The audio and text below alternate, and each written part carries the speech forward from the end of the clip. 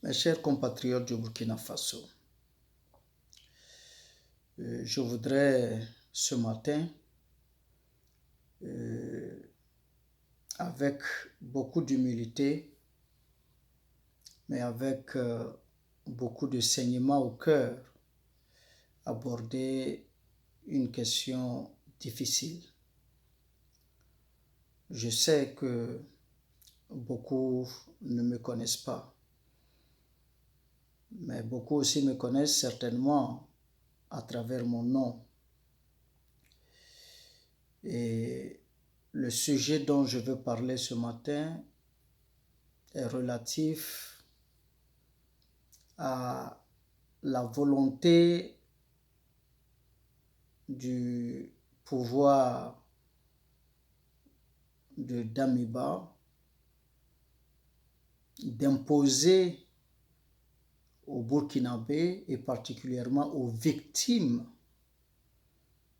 de nombreuses années de torture morale, physique, d'assassinat.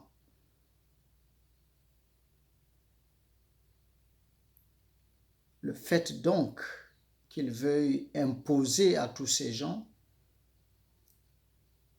une soi-disant réconciliation sans vouloir passer par la voie de la vérité et la voie de la justice. C'est pour nous une imposture que jamais nous ne saurons accepter. C'est souvent très facile de penser que le pardon se donne comme un bout de pain qu'on remet à quelqu'un lorsqu'on n'a pas traversé une certaine situation. Pour ce qui me concerne,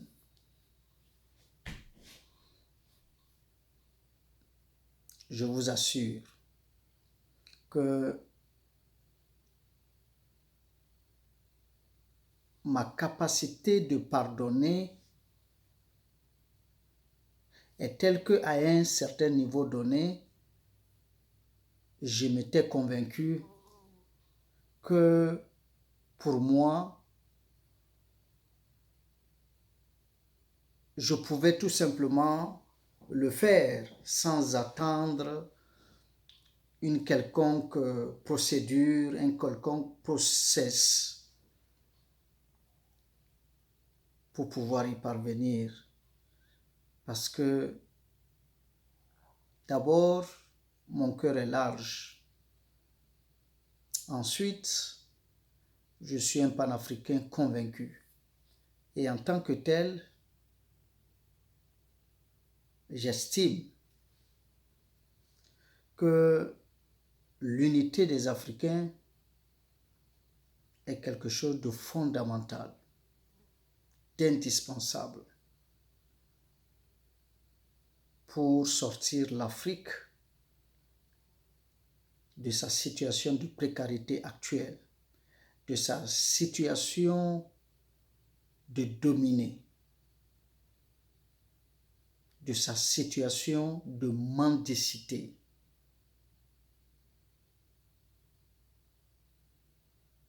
Et j'ai cru à cela jusqu'à ce que le matin où je me suis réveillé, et par le truchement donc des antennes, on m'annonce que Blaise Compaoré est de retour au Burkina Faso.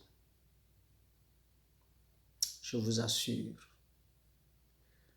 malgré l'état dans lequel j'ai vu Blaise Compaoré, parce que tout le monde peut le constater, tout le monde peut voir qu'il est souffrant, parce qu'il est suffisamment amaigri, et avec un regard vraiment bizarre, on dirait qu'il n'a même pas toutes ses facultés. Donc autant de situations qui logiquement devraient attirer de la pitié, j'allais dire. Mais je vous assure, je n'ai senti aucune pitié. Et j'ai senti une telle haine envahir tellement mon corps que je ne saurais vous dire si jamais je me retrouvais en face de ce monsieur-là, ce que je serais capable de faire. Pour ceux qui se rappellent encore, dans les années 2000,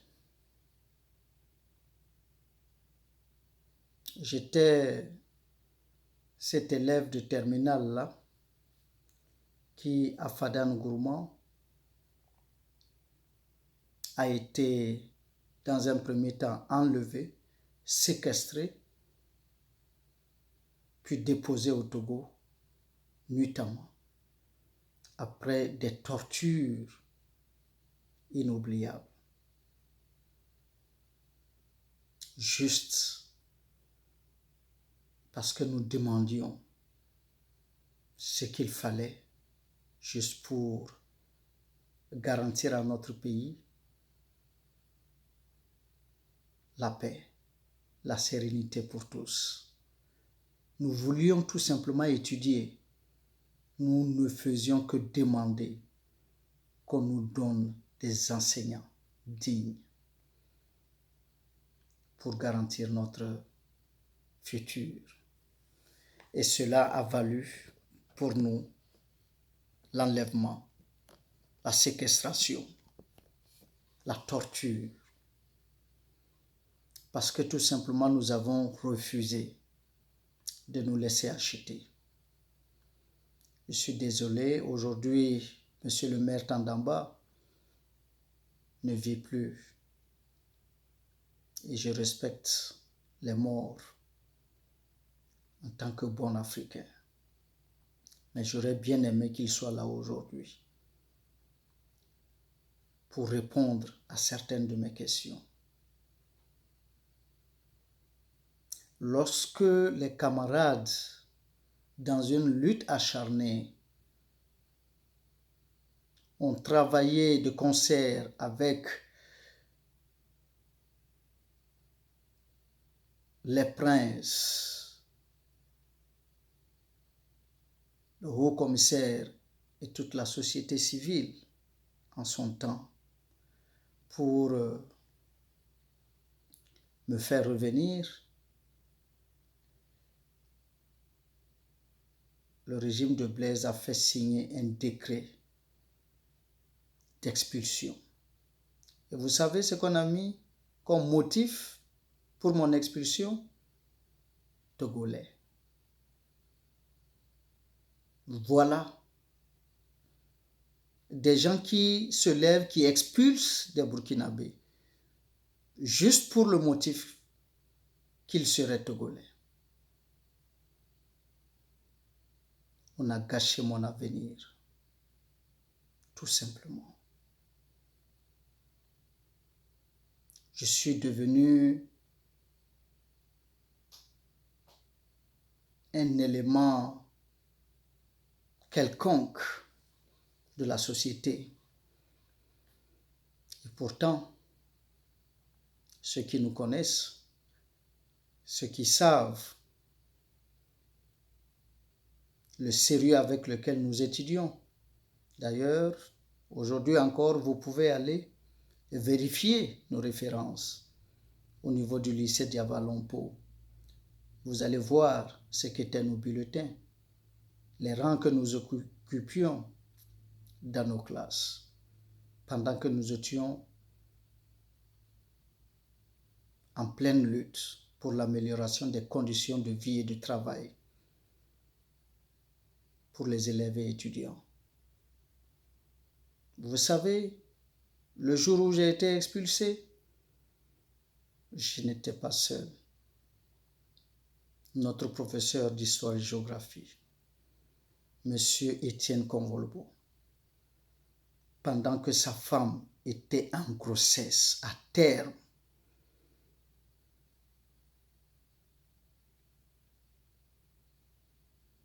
on est allé les enlever on les a maltraités avant d'aller les jeter à couper là, sous prétexte qu'ils sont étrangers dans leur propre pays. Vous savez, la vie, c'est comme une roue qui tourne. Aujourd'hui, moi j'ai eu ma vie toute gâchée. Et pour ça, je n'ai pas pu continuer mes études comme je l'avais souhaité. Je suis devenu quelqu'un qui n'a pas de nom. Et j'ai dû aujourd'hui me résoudre à être un petit esclave aux États-Unis.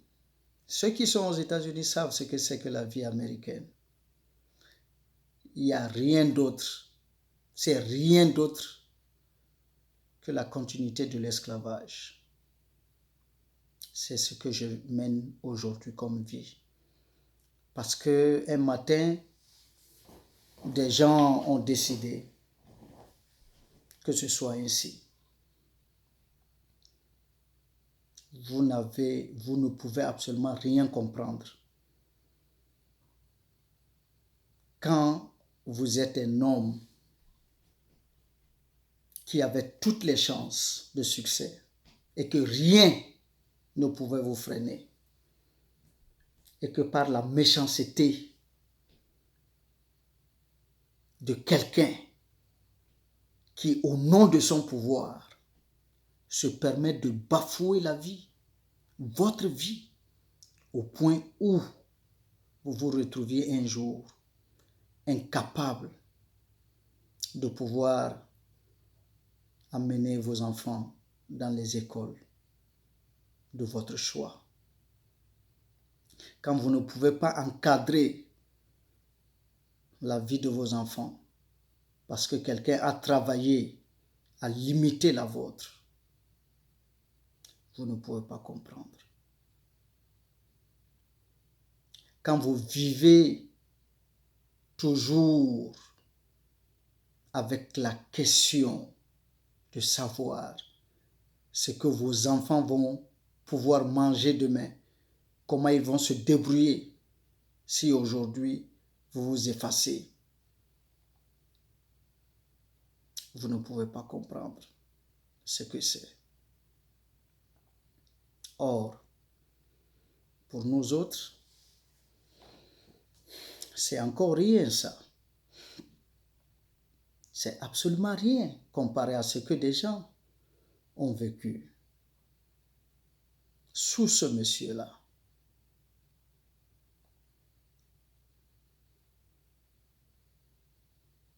C'est rien. Mais déjà quand j'ai vu toute cette haine remonter au fond de moi, remonter pour envahir tout mon corps, par la simple vue tout simplement de ce monsieur-là à la télévision, accueilli en grande pompe par quelqu'un qui se dit représenter, j'allais dire, les Burkinabés, la plus haute autorité, qui reçoit quelqu'un qui est condamné à perpétuité, à qui on assure toute la protection pour éviter qu'on mette la main sur lui pendant qu'un mandat d'arrêt international est lancé contre lui sous le prétexte d'une prétendue réconciliation entre Burkinabés. C'est grave. C'est suffisamment grave qu'il fallait que je prenne la parole pour dire aux uns aux autres d'avoir un peu de compassion pour les victimes que nous sommes.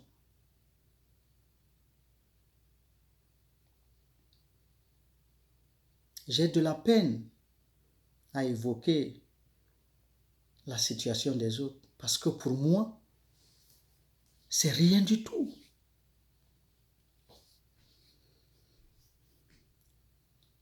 Je me rappelle encore comme hier la mère de Norbert Zongo qui a refusé de se rendre sur la tombe de son fils parce qu'elle ne comprenait pas. Elle ne sait pas pourquoi on doit tuer et brûler son enfant, le réduire à 5 kg de viande bien fumée. Quelle était la faute de Norbert Zongo? Juste parce qu'il a demandé à Blaise Compaoré de prendre son petit frère François pour aller demander pardon à la famille de David Ouedraogo, aux familles des élèves de Garango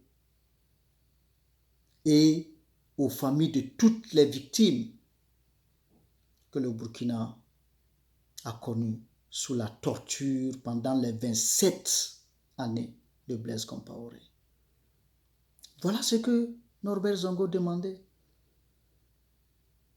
Norbert Zongo demandait qu'on permette aux Burkinabés de vivre décemment pour éviter un jour de se retrouver dans des situations comme celle dans laquelle nous nous trouvons aujourd'hui. Rien que pour avoir demandé cela, qu'est-ce qu'on a fait à Norbert Zongo? On ne lui a laissé aucune chance. On n'a même pas pensé à sa femme et à ses enfants. Et aujourd'hui, pendant que ce dossier traîne encore à la justice, pendant que ses parents ne savent pas pourquoi leur enfant, et Norbert Zongo n'est pas mort, lui seul, il était accompagné de son propre petit frère.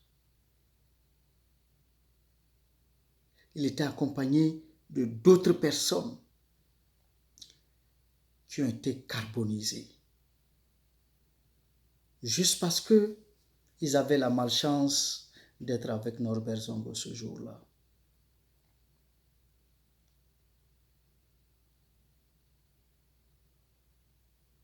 Je me rappelle encore comme hier, quand Norbert Zongo, avec sa plume, couchait dans son petit recueil, Tempête sous un crâne. Lorsque sa maman, génitrice, est venue lui demander pardon, de cesser d'écrire parce qu'on a dit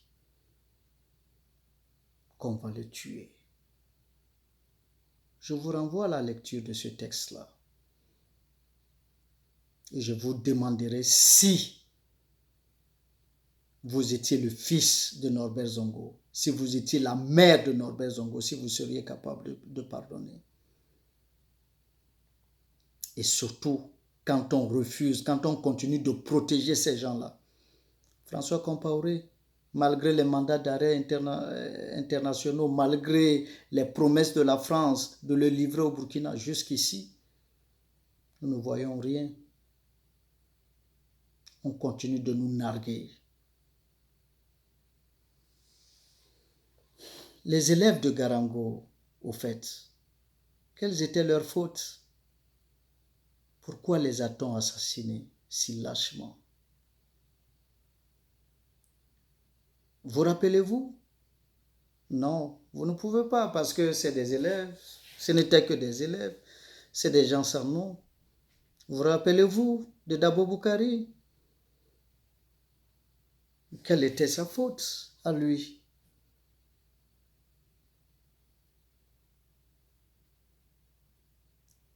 Sait-on aujourd'hui dans quelles conditions il a disparu? Revenons à Thomas Sankara. Aujourd'hui, Blaise Compaoré ose l'appeler ami et frère.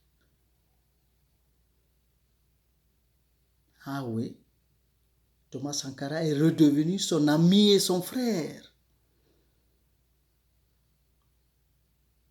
Mais pour le réduire en bouillie, il n'y a pas pensé, même pas une seule seconde.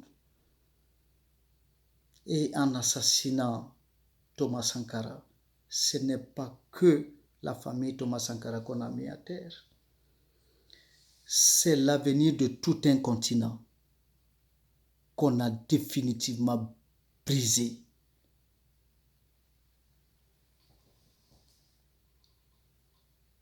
Aujourd'hui, les Africains s'en vont se faire honnir, s'en vont mendier auprès de Poutine pour dire que si on ne libère pas la nourriture, les Africains vont mourir. Vous pensez réellement qu'au temps de Thomas Sankara, ça serait possible?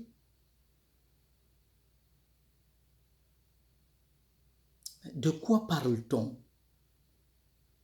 Et ce qui est ahurissant dans tout ceci,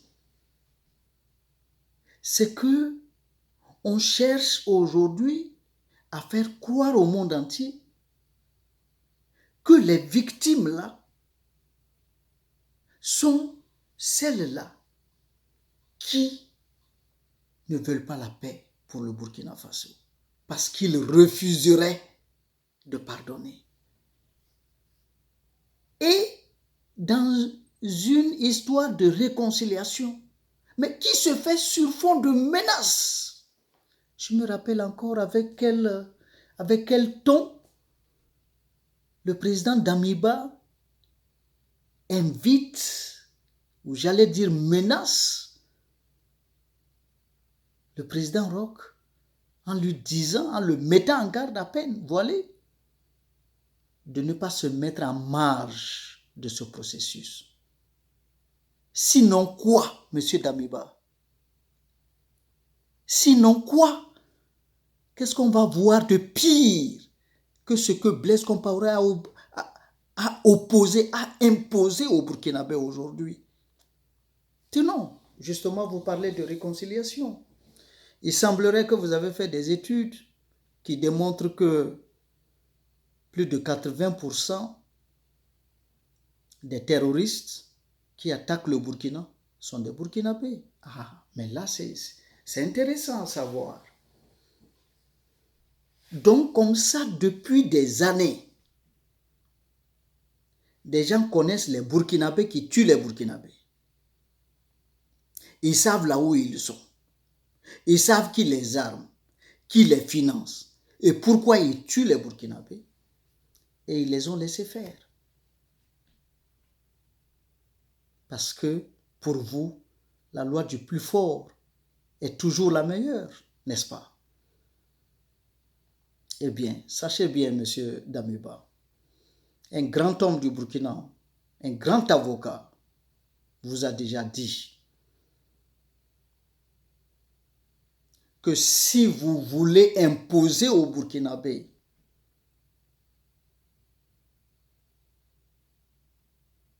la paix de cimetière, vous allez trouver des Burkinabés de bonne foi sur votre chemin. Vous ne pouvez pas marcher autant sur la conscience des victimes. Vous ne pouvez pas tuer les gens plusieurs fois. Vous ne pouvez pas nous blesser plusieurs fois. Vous ne pouvez pas nous torturer plusieurs fois. Un peu de dignité quand même. Aujourd'hui, vous présentez les victimes comme étant celles-là, les familles des victimes comme étant celles-là qui sont contre la paix au Burkina Faso. Est-ce que vous savez que selon la logique, ceux-là qui auraient dû prendre les armes pour s'attaquer au Burkinabé, ça devait être nous? Est-ce que vous le savez quand même? Parce que c'est nous qui avons été torturés, c'est nous qui avons subi toutes les humiliations, tous les mauvais traitements, toutes les maltraitances. du pouvoir de Blaise Compaoré.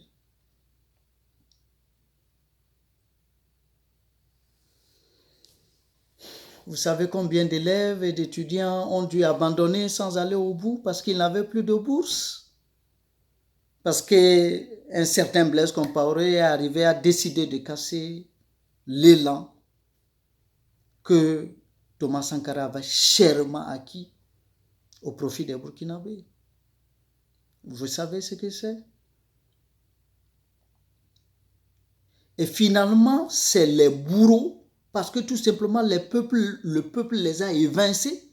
C'est eux qui s'en vont prendre les armes pour encore se retourner contre le Burkina, contre les paisibles citoyens, contre les victimes, pour que vous veniez aujourd'hui pour nous demander de pardonner.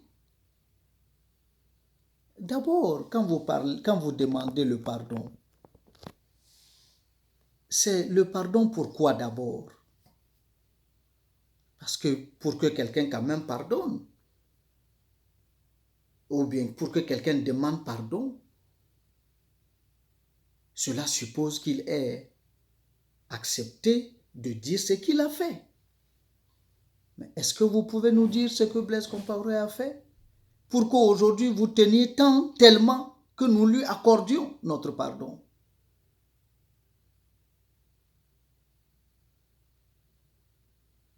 Qu'avez-vous fait à l'endroit de nous autres, les victimes, pour qu'aujourd'hui nous puissions être en mesure de dire que nous pardonnons sincèrement? Monsieur Damiba, assumez-vous. Vous êtes un militaire.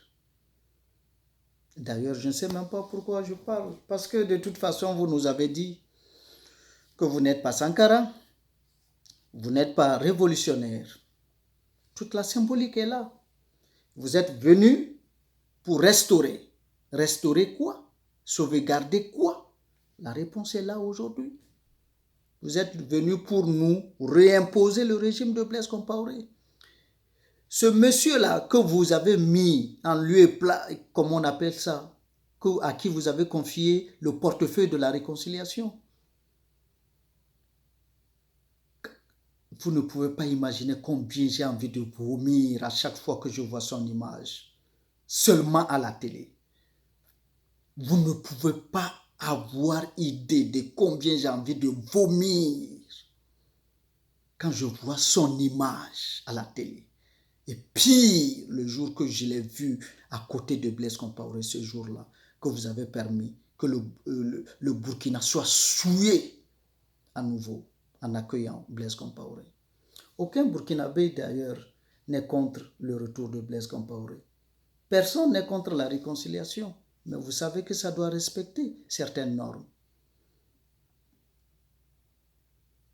Mais si vous pensez que pour tous les crimes que Blaise Compaoré a commis, que son régime a commis, et que cela peut donc être pardonné sans passer par la justice et tout ça, mais pourquoi vous continuez de garder des prisonniers? Et nos frères là qui volent, des moutons, des pintades, des chèvres, etc., etc., pourquoi vous les gardez en prison? Alors libérez tous. Que tout le monde profite alors de cette réconciliation. Ah bon? Donc, c'est la réconciliation des plus forts, quoi. Alors, monsieur Damiba, moi, je ne pardonnerai pas à Blaise Compaoré parce que les conditions ne sont pas encore réunies pour que mon cœur puisse lui pardonner.